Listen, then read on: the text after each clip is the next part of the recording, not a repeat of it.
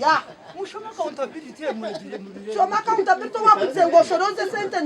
Abakwatwa ni chairman wa PDM Sacco Herbert Byabashaija, umuhandiki Innocent Byarahanga hamwe n'omubiki wa Sacco Noeline Kabasinguzi otireho no wabira ryo mbiki omukubanza kandi wamanywaho erya Agatha. Nyo mukutunga sente bakanteganisa munonga nkabanga no kwefurura.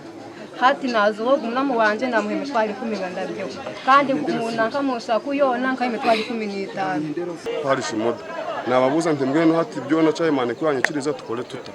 nakwati banjira ngo ibona muzeyi kubarabyaho isente zo kubateka mu computer chifu aletaga mitwaro 30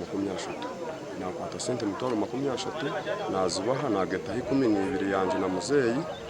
wabona kumpereza miliyoni nyona muzeyi bari bagusabye ishenge zose taho bari bakazinsabye n'umushengo bari gutanga imitwaro 10 nenda ntakayitanze. Noeline Kabasinguzi omubiki wa PDM Sacco naja ngubo ahawe mirimo ya PDM kuba nyingi bakabanza kushoroza 5 miliyoni bitu kandi tizamara nukwe kucwamu okushoroza izindi okubahwera kora kurunje mirimo 5 miliyoni zikabanje ezimwashoroze buriya zikateganisamo zabanje mwayenda kumwongereza ibigo bamomba kwasurwe bahakanise biru kubagambwaho Kesha kayika ya tarika za shift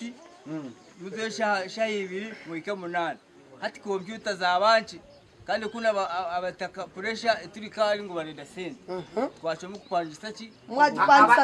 Lilian Ruteraho RDC wa Kagadi District ashabira abantu bona abashabirwe sentezi oko bujurizo mukoti kandi abahira amatsiko ngo nibija kugarukana empiha zabo Nekintu cyo kushwazana kushanga umuntu nahereza omukikuru nkoriye mitwaro 2015 kandi arikwegambira ati nzihirogu ariho chifu owizira u government ari kushashura omushara akategoro hararukingana ruti akagomoke n'ukunda kajyeme.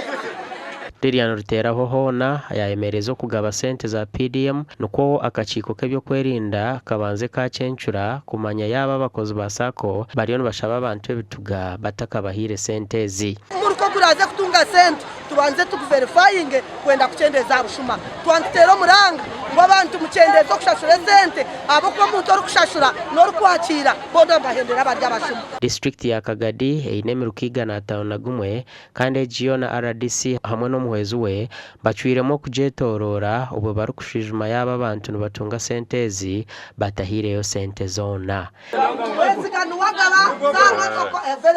Gasha kwa Thomas tumwebaze omuri Kagadi.